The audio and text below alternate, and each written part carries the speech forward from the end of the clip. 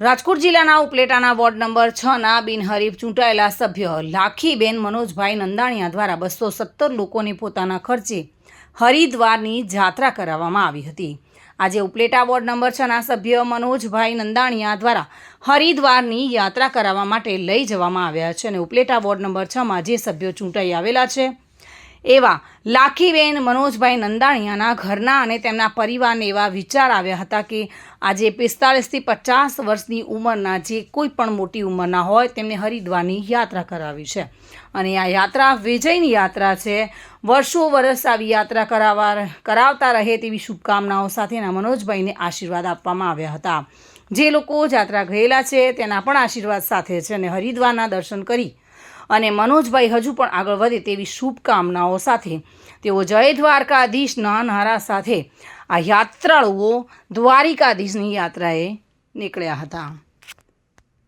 મનોજભાઈ 201 ભાઈને યાત્રા કરવા લઈ જાય 10 વર્ષ પહેલાં લઈ ગયા હતા। આવા સેવાના કામ બહુ કરે ભગવાનને જાજો આશીર્વાદ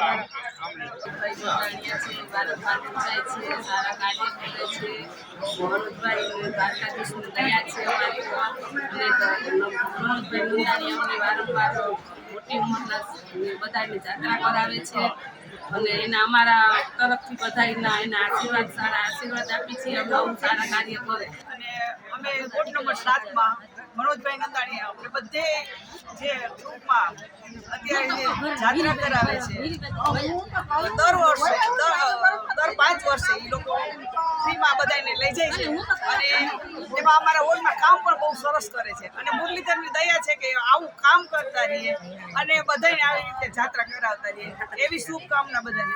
છેલ્લી 2 ટર્મ થયા વોર્ડ નંબર 6માં સીધા બજાવું છું અને આ ત્રીજી ટર્મ મારા ધર્મપત્ની પણ ચૂંટાયેલા છે અને બિનહરીફ ચૂંટાયેલા છે તો એમનો જે વોર્ડના વૃદ્ધોનો જે આશીર્વાદ લેવા અને એનું ઋણ અદા કરવા માટે 217 જેટલા વૃદ્ધોને આજે અમે હરિદ્વાર શ્રી કૃષ્ણ યાત્રા માટે જઈ રહ્યા છીએ અને ઈશ્વરને પ્રાર્થના કરીએ કે આવી નવી યાત્રા કરવા અમને બળ આપે અને આશીર્વાદ આપે અને વૃદ્ધોના બધા મને આશીર્વાદ। સરફરાઝ કોડી સાથે bureau report today Gujarati news. આ સમાચાર આપને કેવા લાગ્યા? ટુડે ન્યૂઝને લાઈક, શેર અને સબસ્ક્રાઇબ કરો।